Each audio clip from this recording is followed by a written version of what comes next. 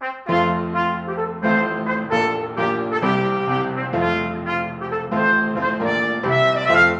morning, YouTube. Welcome to Politically Incorrect Knitters. My name is Ann Pinkva. This is the lovely Deplorable Knitter. And do we have a show for you? We sure do. We were just talking before we started, and I was telling Ann that I have so much stuff to talk about today that she could just be my supporting guest role. Best knitter wingman. That's me. But do you want to talk about your knitting first, Ann? Or would you like me to monopolize? Well, I'll show my knitting first because I'll probably work on it a little bit while we're talking. So I'm knitting a Hong Kong scarf, and the main part of the scarf is very boring, which is why it's easy to work on. But we have our lovely Hong Kong flower. So that's pretty cool. Awesome. Yeah. And there'll be, a matching one on the other side once I loop it around. So cool. Very, very nice. I love it. Yeah. And it's come a long way from last week when you showed us that pixelated sketch, and now all of a sudden it's a knitting pattern, which is really cool. Yeah, all of a sudden it's a scarf because we have a deadline. And yeah, and the backside, in case you're interested, because so pretty. Well, that's one of the things that I remember when I first, I'm knitting stuff to sell, and that I would see kind of older women looking at my knitting like, oh, they're kind of looking over like, oh yeah, that's nice. And then they'd like surreptitiously turn it inside out to see how clean the inside is, because that is the true test. And I'm like, right. I can play at that game. I'm going to win. And people will do that with embroidery too. That I used to do a lot of flour sack dish towel sort of a thing, and every single time, oh, that's very pretty, turn it over, see how neat your knots are, see how everything else. So that's why I put effort into a good looking inside of your work. Yes, well, I do too, and like my stranded knitting is always very neat on the inside, but when I was doing intarsia, it's not quite that neat. Yeah, well, but that it comes with practice, and it wasn't bad. It just wasn't great either. It was passable. I mean, for it being your first intarsia project, it's great, awesome. Yeah. It'll come with time to make it look actually fancy like yours, but yeah. Cool. I love it. What are you working on?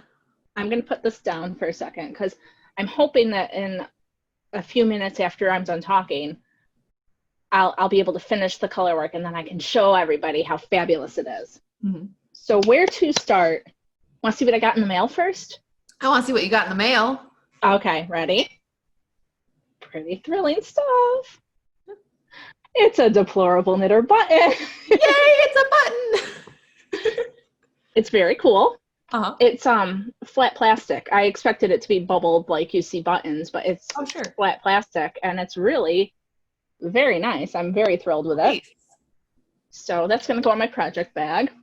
Mm-hmm. And then, because apparently I'm really into my self-promotion these days, I got this lovely, it's got a red handle on it, this lovely Deplorable Knitter canvas bag. And it's got my knit free or die one on it. And so this is my other one that I got, and it says United We Knit, and has blue handles. And once I decide which one I enjoy more, it is possible that one of these is going to be given out as a prize for my knit along that's starting on August 1st. So like everybody who completes the knit along will get entered to win something, and it might be a Deplorable Knitter bag. So I'm pretty excited about that. That's so speaking awesome. of my knit along,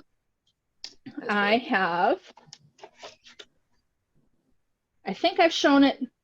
If you follow me on Instagram, you've seen my warrior cowl before. It's this one is done in orange because it's my mom's, and my mom has a nerve disease. So the ribbon for her nerve disease is orange. But my mother is my awesome, excellent helper test knitter. She just finished this one. It's still a little damp, so it's a little wobbly. but here is hers done in the classic pink, you know, for breast cancer awareness. But in addition to this warrior pattern, there are also going to be options in the pattern that say survivor, and there's going to be an option to do just ribbons. So like if you don't want to, like, you know, if you're just supporting, like if I wanted to just support my mom and hers, I could make one that's got the orange ribbons on it. That's awesome. And there's also going to be a hat and ear warmer pattern that you can choose from for the knit along. So you can make the cowls, you can make the hats, you can make the ear warmer. It's going to be a lot of fun. Really excited about that. There's a Facebook group, there's a hashtag on Instagram. I'll put it in the description. So that's happening.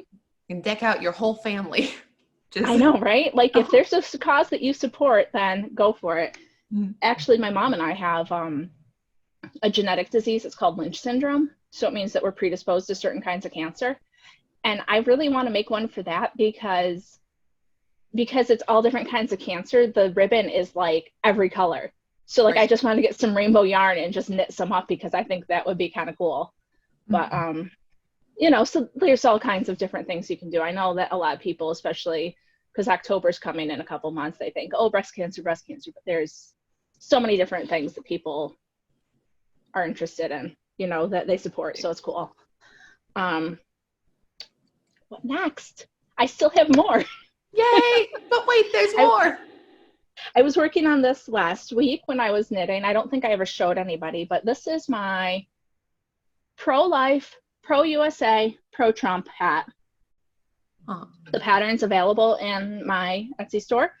And this is going to be going into the museum, which is why it's going to be submitted for the museum exhibit. So that's why I was working on getting it done, because I'm trying to get all my personal stuff done so that when Anne and I can just work on our other project after that.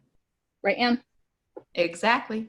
That's why I'm knitting away on Hong Kong like a maniac, because I know. Hopefully this will be my last personal submission, then I can get back to everything else. And I am finally not a slacker. I'm telling you, I'm so excited. I've been knitting and I can't take all the credit. Like I said, my mom helps me knit because my brain has just exploded with ideas lately. And so I say to her, hey, here's some yarn. Here's a pattern. Tell me what you think. But I did this one on my own. Da, da, da, da. It's my first square for the thing, for the quilt. Votes for women. I'm pretty thrilled. I won't even lie.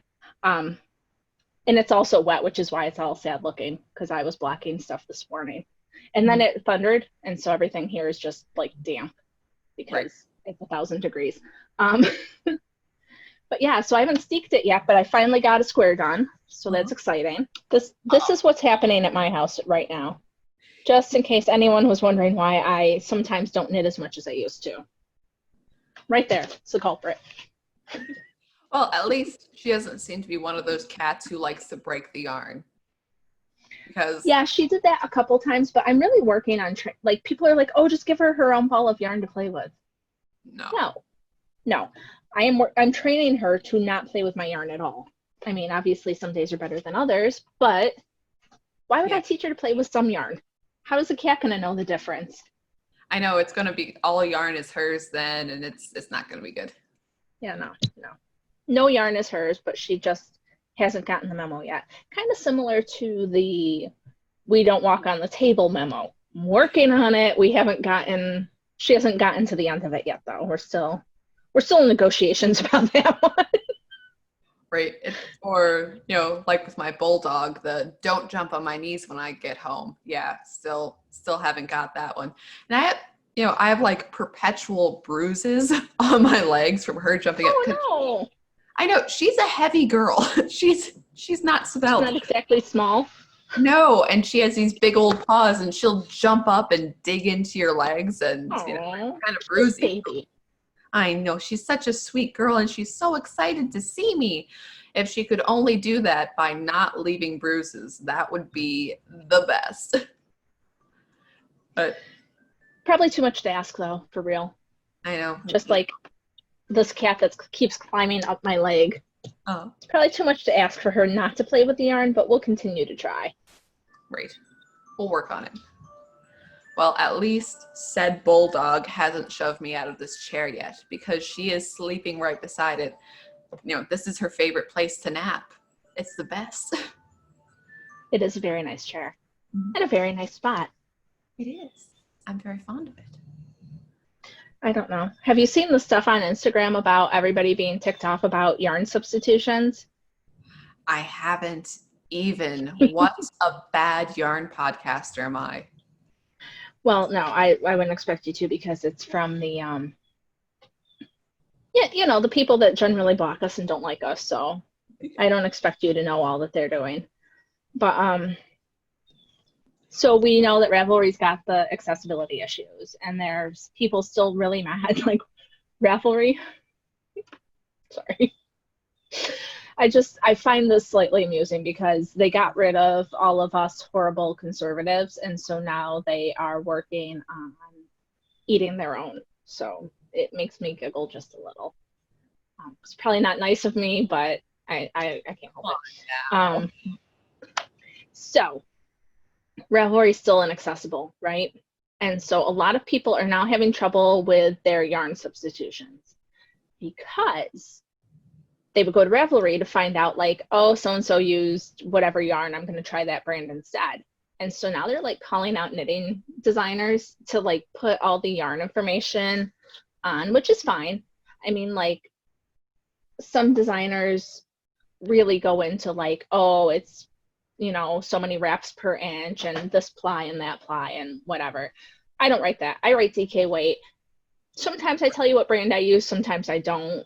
I tell you what the gauge is, and I don't know. I've always just figured that people who knit know what gauge is or can find out, and they can look up and, work with what information is provided. Yeah, so, I mean, gauge and saying, again, DK weight, fingering worsted weight, that's pretty general stuff. It's not always the same, but I generally assume that you're going to use whatever yarn you like to use, not necessarily the one I recommend. I mean, right. It's best, but it's not. But they're upset with. No, the only yarn, I only have a couple of patterns, but the only time where I'm like very specifically use this yarn is with my Betsy Ross hat pattern, which I do have a lady who does kits for those, and they're very nice. But besides that, it's like, even then I understand, like, you're not always going to have her yarn, or maybe you have another yarn that you like, and I'm not like, whoa, that's not allowed. You can only knit this pattern with this yarn. That's nonsensical. Why would anybody do that ever? Just knit your own stuff. Just, be free, little knitters. It's your yarn, your needles, your project. It's okay. Just go ahead. Yeah. So there's that happening. They're really angry at these designers for not like offering yarn substitutions, I guess. And so then I've seen designers coming back at them saying, well, like if I collaborate with someone, like I'm getting yarn from Tina, who was on our podcast last week with Owened Yarn and Fiber. So when I write that pattern, I'm going to suggest you use hers or any other worsted weight that meets gauge. It's probably how I'm going to write it, because I don't expect people to necessarily buy her yarn, but I am going to say, hey, this is what this was knit in, and if you like it, this is what it was knit in, right? And also, I mean, with a lot of different yarn people, with her yarn specifically, it's a very specific colorway, so it's difficult to get anywhere. But also, let's say someone is looking at your pattern and it's still around 10 years from now. Is Tina necessarily going to be dyeing that exact same yarn, but will people still want to use your pattern? Well, it doesn't make sense to only have her yarn forever. Right. But I mean, obviously, when I knit that pattern, if I am still waiting for the yarn from the post office, I have been talking to the lady at the post office who's apparently been emailing the facility that's nearby where it's stuck. And they have so much mail, it's on trucks. And then what they started doing was they were only working on the trucks that have come in recently. So anything that was like backlogged is still backlogged. She's like, I've been talking to him. I've been trying to get you your package, but I don't. That's bizarre. It's not around for the foreseeable future, unfortunately, which makes me mad because I wanted to get on that Tina project. You know, I got stuff going on. But yeah, so there's this huge uproar about, so anyway, this whole thing about yarn accessibility on Instagram has been going around for, I don't know, at least since the weekend, probably. I'm not really totally certain. But then there's people who are like yelling at dyers to make their yarn less expensive. And then they were like, no, that's not the point. We don't want dyers to make their yarn cheaper. We want people to list affordable alternatives. And I just don't understand why people, if it says whatever kind of yarn it is, what's the problem? Yeah, but also, I'm sorry, you're selling a product and I want you to list your competition that is cheaper. That makes no sense whatsoever. Like, why, why would you do that? And also, you're not going to get the product from the picture. And again, they're making a, excuse me, dog. They're making like a non-thing they're making a thing out of a non-thing. Like everybody does yarn substitutions, but now it's a justice thing. What? Right. And the people, they're saying that the people who really need this are people who are, lower income and okay, so I don't talk a lot about my personal life just because that's how we roll. But my husband works full time. I work, but I don't work much, and I mostly stay at home with my kids. Right. And I know that for my family, that's a choice. But along with that choice comes things like, I don't buy fancy things at the store. I don't buy fancy yarn. I learned how to dye yarn on my own, and a lot of my original stuff was done in fisherman's wool that I was able to buy for cheap with a coupon, and then I learned how to dye on my own. So like, I really hate this whole like, oh, I'm low income, I'm disenfranchised, I'm whatever nonsense, because there are ways around it. There's fisherman's wool right here.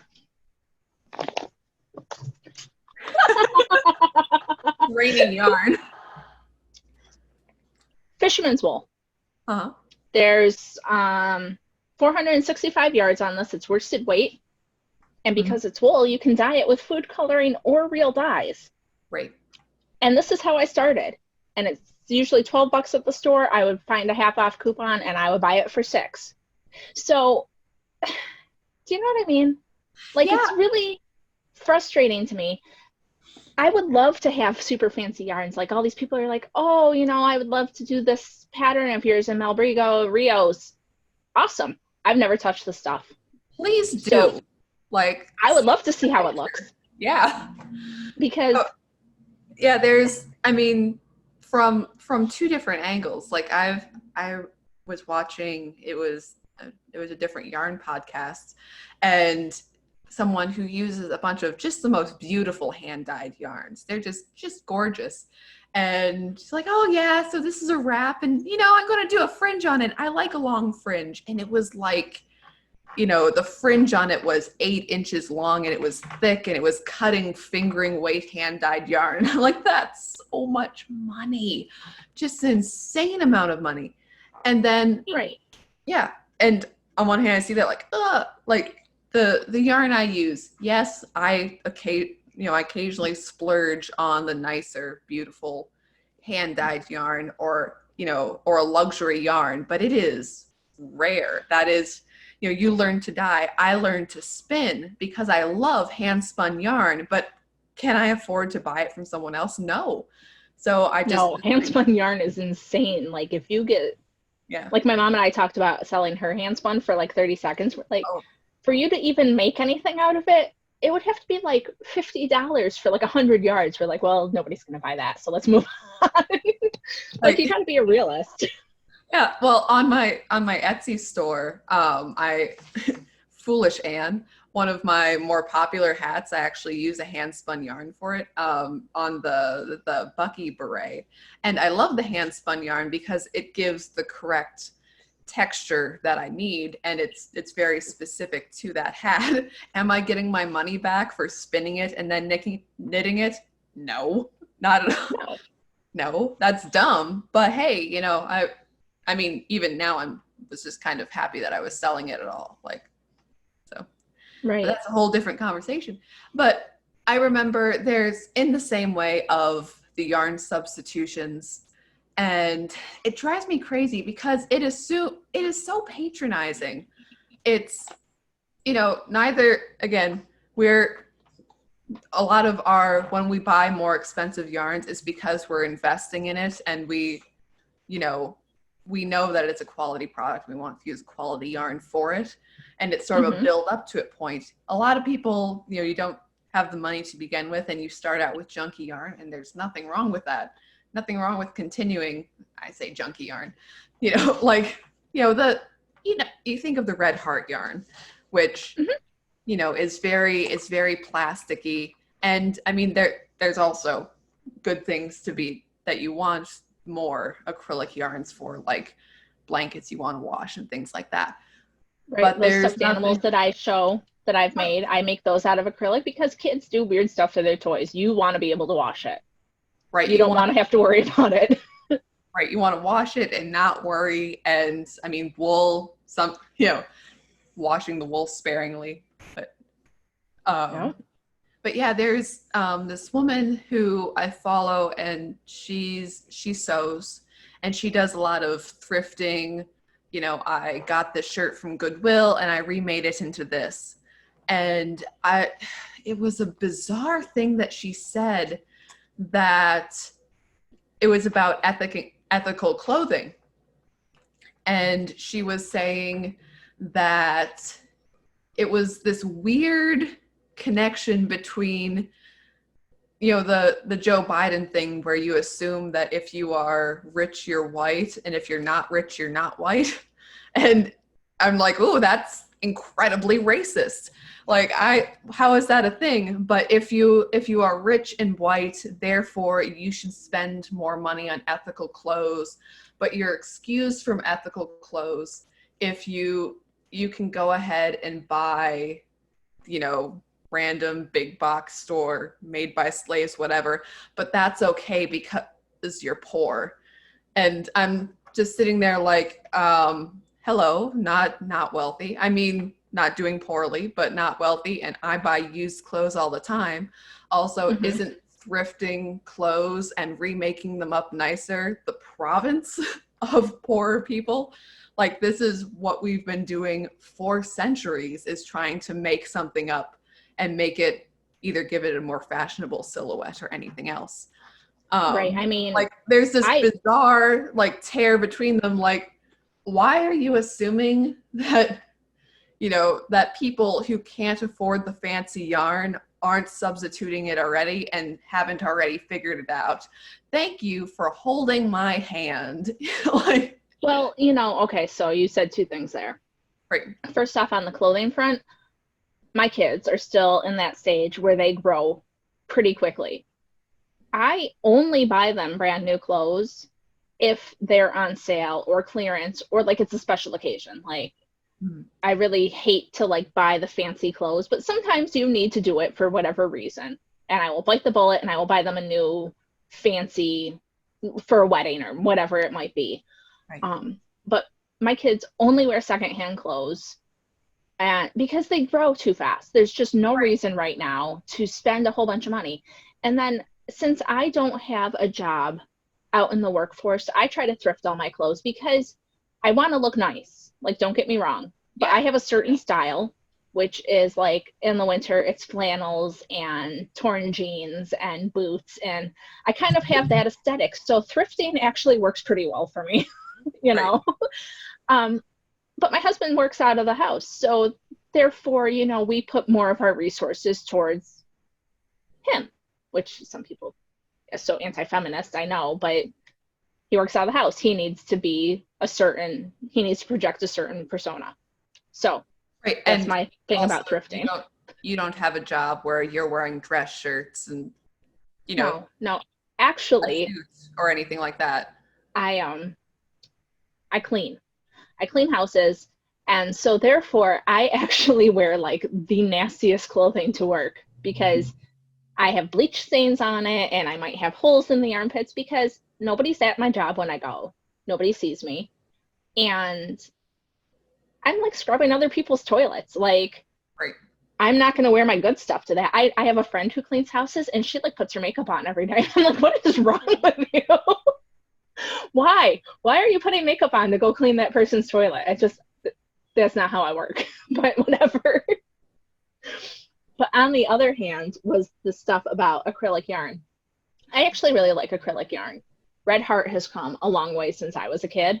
Like, I remember when Red Heart was like, you put it on and it was like armor. And so, you know, they've come a far away from that. But when I started designing, my first patterns were acrylic. And you would not believe the stuff that people said to me because my designs were in acrylic yarn.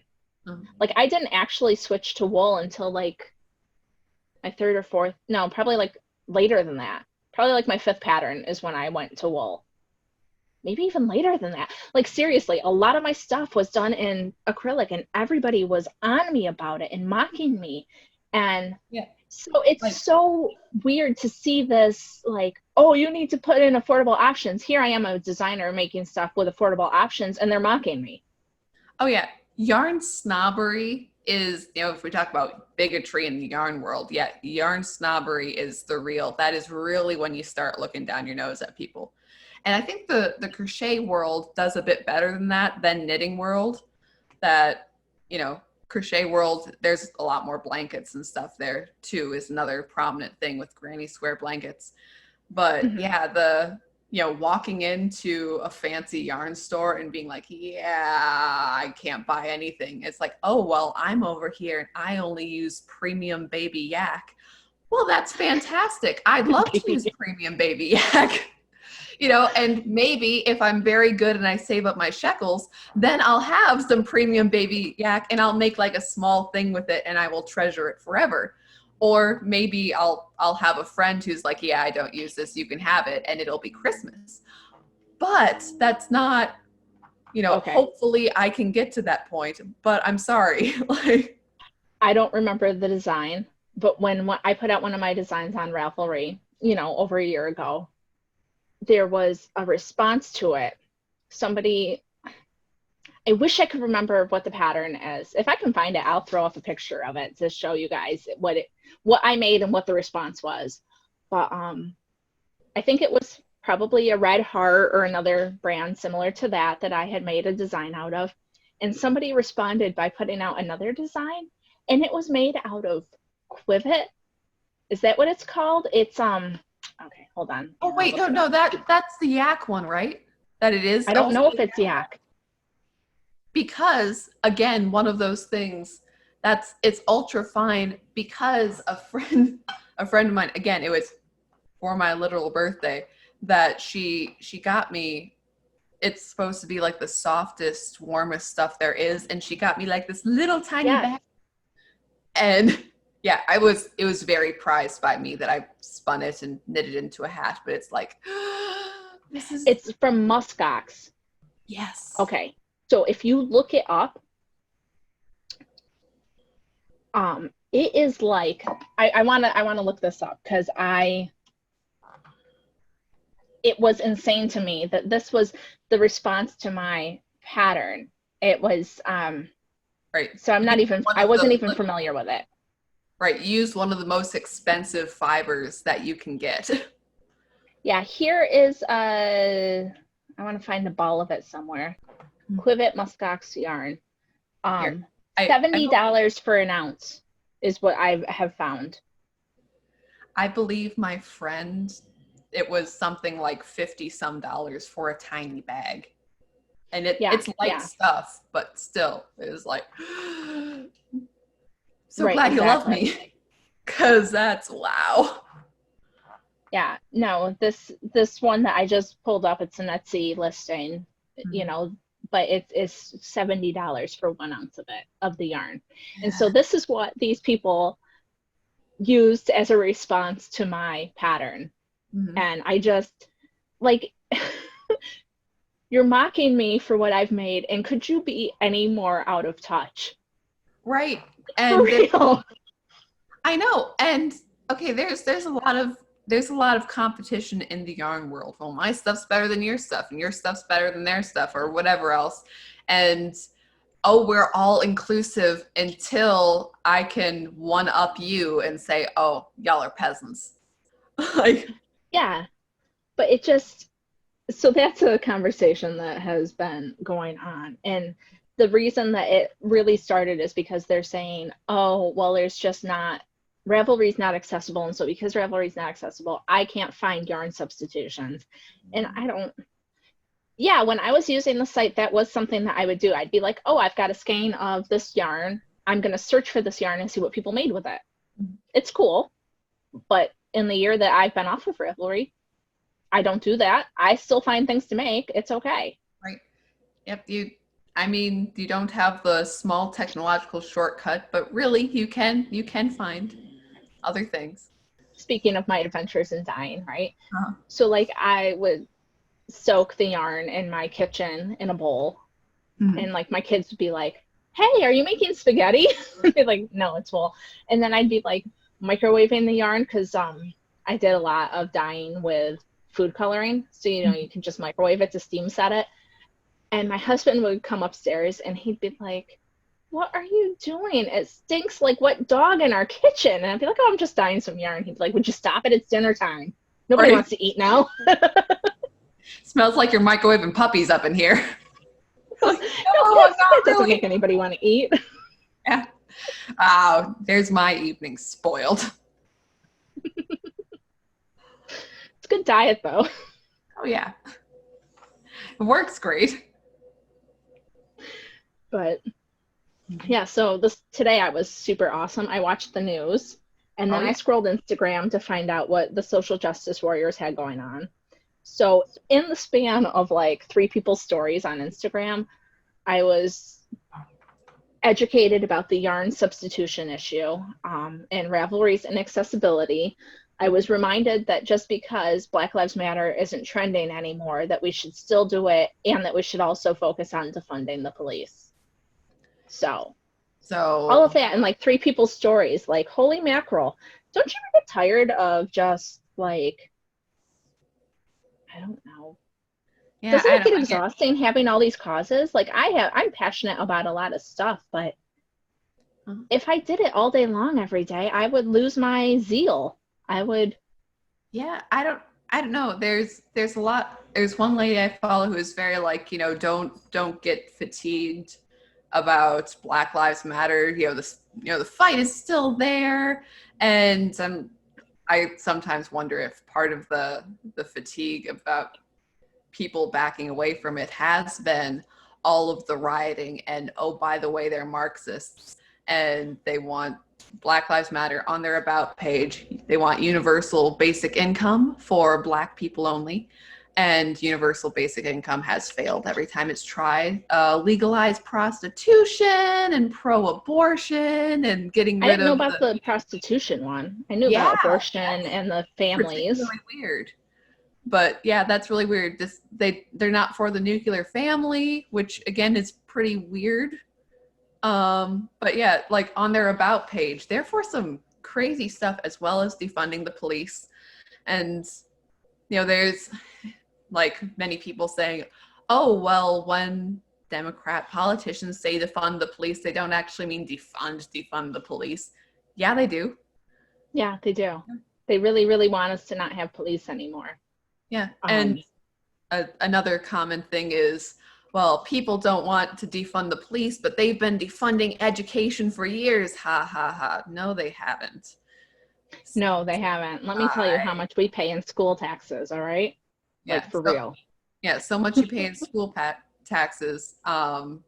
Several inner city school districts, it's something like $15,000 per kid that you pay for just a dreadful education. Like, right. They're like, there's many people who say get rid of police unions, get rid of teacher unions, and you'll see real change. Teacher unions destroy so much. They make it impossible, like they say, it's impossible to get rid of bad police because of police unions. Well, more than that, it's impossible to get rid of bad teachers because of teachers unions.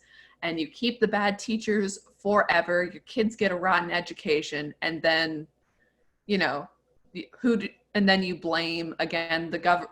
Well, you don't blame the government, but you say, oh, well, we need more education funding. We need more this, we need more that. Teachers are so underserved, they're so terrible. When, at least in the state of South Dakota, a teacher makes more than the average wage. Yeah. I don't know what it is here where I live, but I do know that I was following a Facebook group, and one of the women that was posting a lot about schools opening actually is a private school teacher. And she was talking about how, like, maybe all of these public school teachers are going to start losing their jobs, and they're going to realize what a big deal this is. Because if you go to like an online education, like some of the governors are pushing for, they're not going to need all the teachers. They're not going to need all and if you're working half a week or whatever, how are they going to justify paying you your current salary? Right. Like, you know, and the private school teacher's talking about how they always have had to make do with a lot less than public schools, and maybe it's time for other organizations to kind of have to see what it's like. Right. And I was watching a clip last night talking about different school options now that for not only for homeschooling, but something that they call micro schooling, which I have seen before, which is where instead of having each family individually homeschooling their own kid, you have, say one family where you have a parent that stays home, and maybe they teach it's their kids and a couple other families' kids. So, having the one kind of teacher in this household where your kids just go a couple doors down every day. Mm-hmm. And not even all of that needs to be in that person's home, just, however so many hours. But the idea of doing stuff like that for, again, how you have school vouchers where parents can choose where their kids go. Well, make, homeschooling or micro schooling another option. And, homeschooling, that you have test scores that are incredible from these kids, and they're getting so much less funding than the official public schools. When are we the better focus on that would be beneficial for a lot of people, not only for a better education generally, but an education more focused to the specific child. Yep. I mean, my state, I haven't heard specifically from my children's school yet, but from what I understand, there's going to be things like, if your kid gets sick, it's always been that they have to be like fever-free for 24 hours. I don't know if that's how it is in every state, but that's how it's always been here. But it sounds like going into this next year, they're going to need to be fever-free for 72 hours, and they're also going to need a doctor's note. And if one of your kids has a fever, guess what? All of your kids get to stay home. Right. And so there's that. And then there's things like they're not going to be able to leave their classrooms. There's not going to be specials. There's not going to be, if they do have to go out into the hall, they are going to have to be masked. I wish that my state's school board would stand up and say, no, there's not enough stuff going on in this young population to make this even anything that you should be worrying about. So, and I have become a parent that is looking into homeschooling now. And odds are, because I don't want my kids living under this fear, that we're going to be a homeschooling family. Yeah. I mean, what's the point? If one of my kids gets sick, then that means both of my kids are going to be out for about a week every time, at least. Right. And then how are they going to keep up with their schoolwork anyways? And I've I talked about last week about my mom getting the COVID test. That is not something I want for my kids. It's one thing if we really truly think they have COVID. It's another thing so that they can go back to school and wear a mask and be herded around like little sheeple. Mm-hmm. Not interested in it. Kind of like the boy in the bubble, except it's everyone. It's nonsense. You know, the school that my kids go to, some of the grades have their specials together. So they go to music and gym, and my kids have been looking forward to doing that together. Mm-hmm. Like, oh, you're going to be not in my class, but we're going to see each other during this and that and blah. They're not gonna, because they're not going to be able to leave their classroom.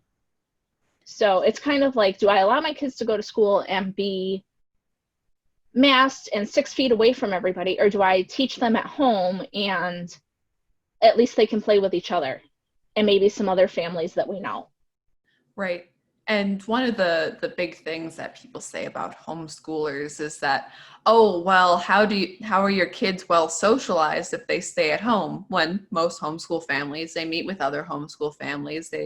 Many of them belong to a church and they see other kids there. And again, making a concerted effort to join activities where you see other people is a good thing.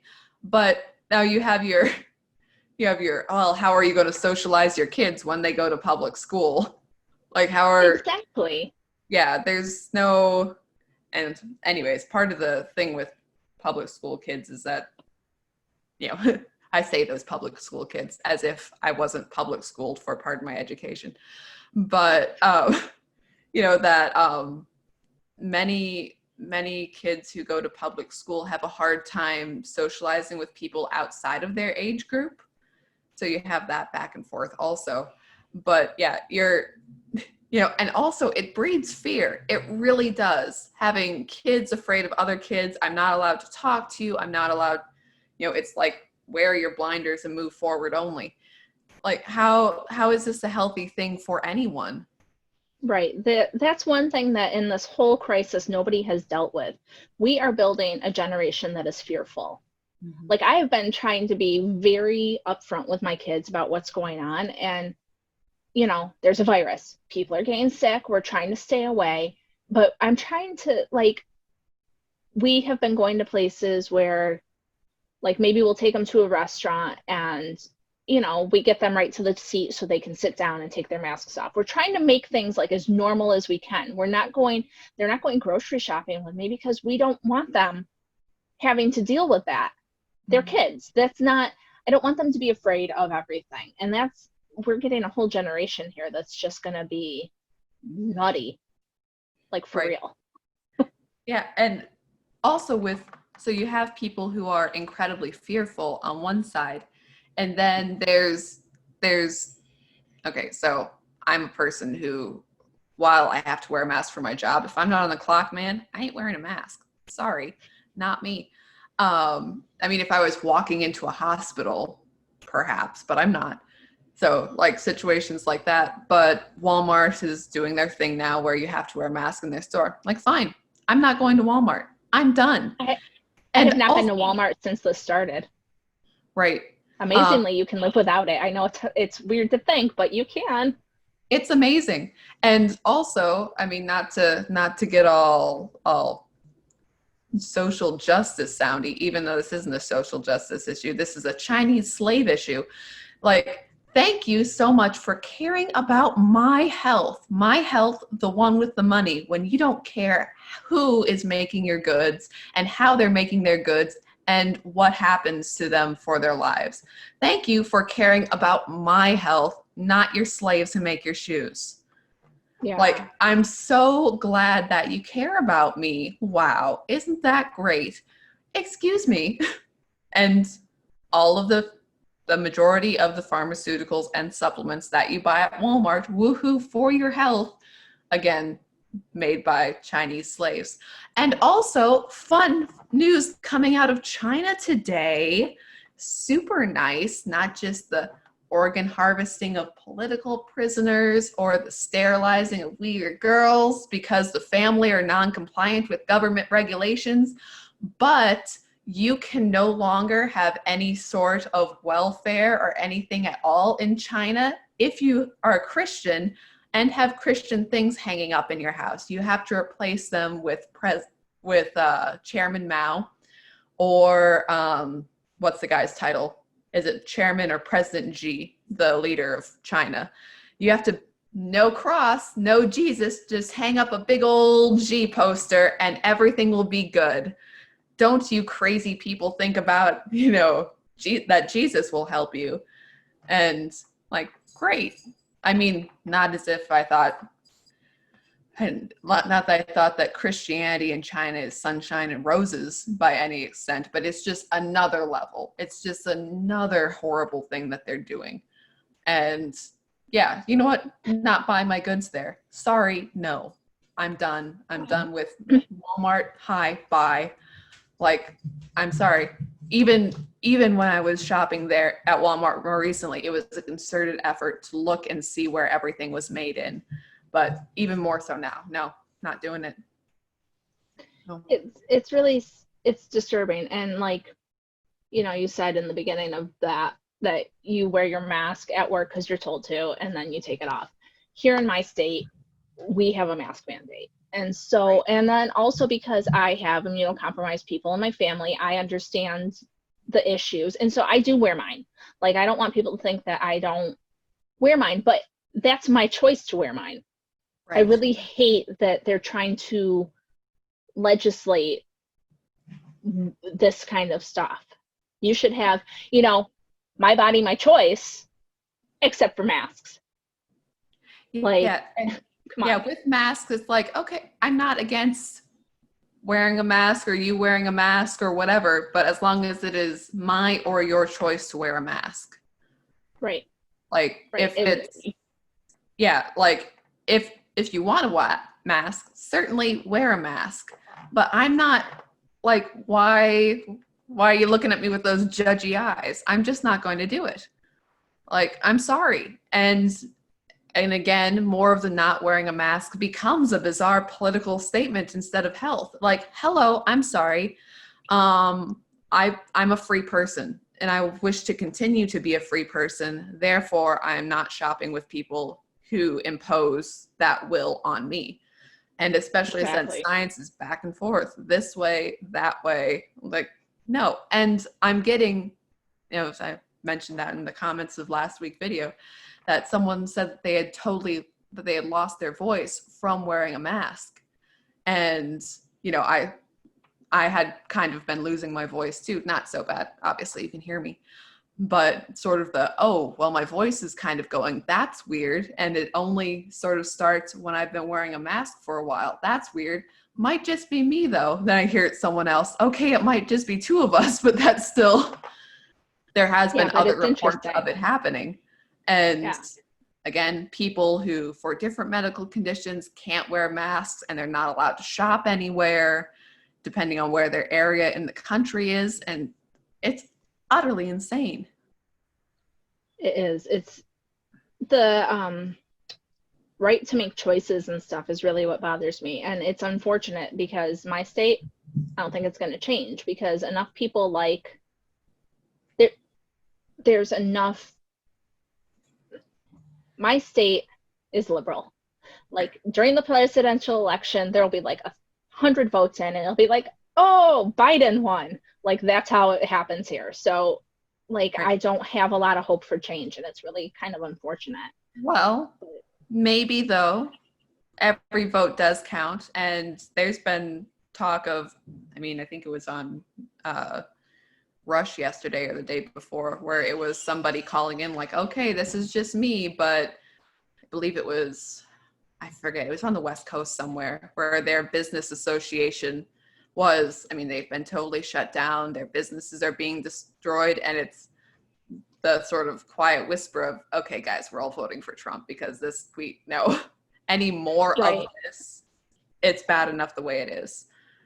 So I live in a liberal state, but I live in a conservative area of my state. Like, we're not part of the big city, so there are more conservatives here. I was out last night with my husband because our kids were having a sleepover. Very exciting. So we went and had a date and we were eating outside and like I saw 2 trucks go by with Trump signs on them. And then on the drive home, we passed like 4 more houses with Trump banners. And so like, yeah, it's a conservative area, but the first time around, I don't remember seeing nearly the amount of Trump stuff as I have recently. And so I'm kind of hopeful that that means that more people are waking up to what's going on. Right. Definitely. Yeah. I was like sitting there knitting my Votes for Women with my drink outside. And I'm looking and we're chatting. And then this truck goes by and I'm like, hey, did you see that? And then another one goes by and we're like, whoa, like it's encouraging. It's happy. Yeah, there's one guy who drives around town and he has he has 2 flags sticking out the back of his truck, and one is an American flag and one's a Trump flag. I'm like, bless you, sir. It's just whenever I see him around, I laugh because I'm like, first of all, it's like, you know, somebody out there also believes in my political candidate and strong enough that he has flags on the back of his truck, which I think is kind of funny. But it's also a, hey, I'm still here, you're still here. Right. Yeah. And it's funny to think, but the people that have the American flags are starting to become fewer and further between. And so it's strange that it's exciting. Yeah, that the American flag is specifically political, which is bizarre. It is bizarre. Yes. I don't know. So I'm just about to where I can show you this now. I have knitted my little heart out while we were talking. And would you like to see? So I think I mentioned it when I showed Blue Lives Matter, right? Blue Lives Matter. Da, da, da, da. It's coming out this weekend, which is exciting. But it's not coming out alone. It is coming out with this one that has the thin blue line flag. And then it says back the blue on it, which I'm loving. I wish it was more done because I would totally put it on. But are coming out on Saturday, whatever day of the week, whatever the date is on that. I don't know. I very rarely know what date actually is anymore now that everybody's trapped in the house every day of our lives. It's hard to tell, but Saturday. Hey, when this podcast comes out. When this podcast comes out, I was about to say. So all 3 patterns are going to be available and they're going to be awesome and you should totally check them out. Yeah. Check them out on Etsy, and I mean, there'd be a link through your website and Instagram. The link to my website will be on in the description. Right. Do you also put them out on Fiberkind? I have not. What's up with Fiberkind? I've seen that they've got a thing going on. Yeah, fundraiser. Yeah, they have a fundraiser going on. So yes, I'm very behind in my own pattern stuff, but yeah, my plan is to put my patterns out on Fiberkind because they're a lovely website. They're truly inclusive and they don't give you seizures when you're on them. And they're building up their pattern library. So if you have a pattern and want to put it out there, that's a great place to go. Great place to look at other patterns. Etsy came out talking about how they donated money to Black Lives Matters. And I've been really trying to decide what the best thing to do for my business is because that's where I do my pattern sales because it's affordable. I mean, yeah, they charge fees and stuff, but it's more affordable than some of the other options, especially like having my own storefront. So perhaps I know, like last year I was much more active on Fiberkind and I did put patterns up on it. So there probably still are patterns available on it, but maybe that will be an option. Maybe I should really look into that. Right. Well, because, again, I'm not very technologically savvy. Like I think I said last week that I'm trying to build a website and like it's all like it's there, but it's not there. I just have to sit down and do it. But I've been knitting my fingers off. I can't knit and build websites at the same time. But I know that's the one thing I struggle with is that I have so many things I would like to do, but I have to knit. And so it's hard to find the time to do it all. Right. So definitely a look towards the future thing. And you have a group on Fiberkind as well. I do. I'm obviously not very active on it, but I have a group. We'll work on that. Right. Yeah. definitely a good thing. Next week on Politically Incorrect Knitters, we have Miss Joanna from Potions Yarns, so that's really exciting. Yep, so. That is exciting. I have not. Anna's more familiar with her work than I am, so I better check it out before she comes on. Right. That yeah, she's a lot of fun. But she's also, people tried to cancel her after the Ravelry thing for maybe suggesting that it wasn't a good idea sometime.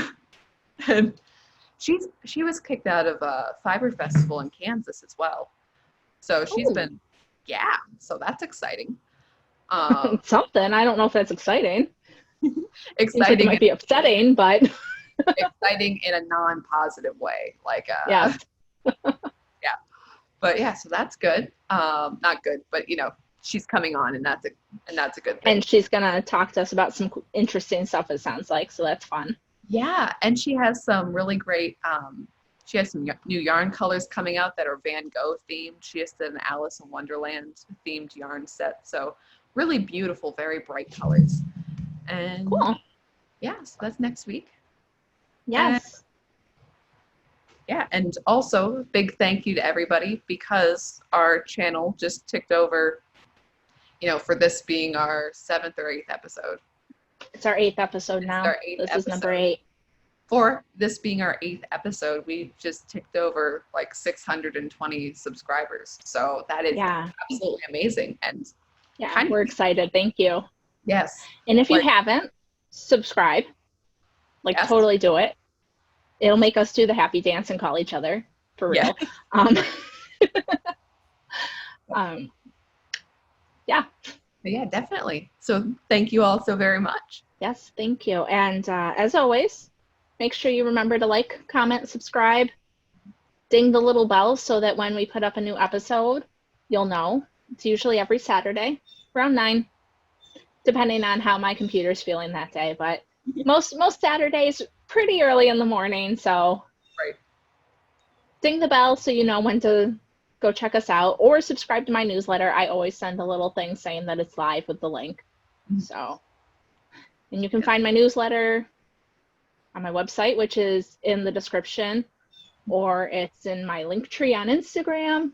I try to make it so that you guys can find us pretty easily. So yep. There you go.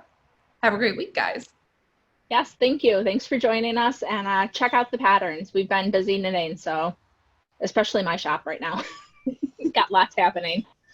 Right. You have a lot more patterns coming out. Mine are kind of like, I'm sorry, I got to knit pattern like the Hong Kong scarf. Eventually, it will happen.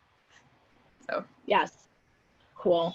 Well, thanks for joining us, and we will see you next week. All right. Bye, guys. All right. Bye.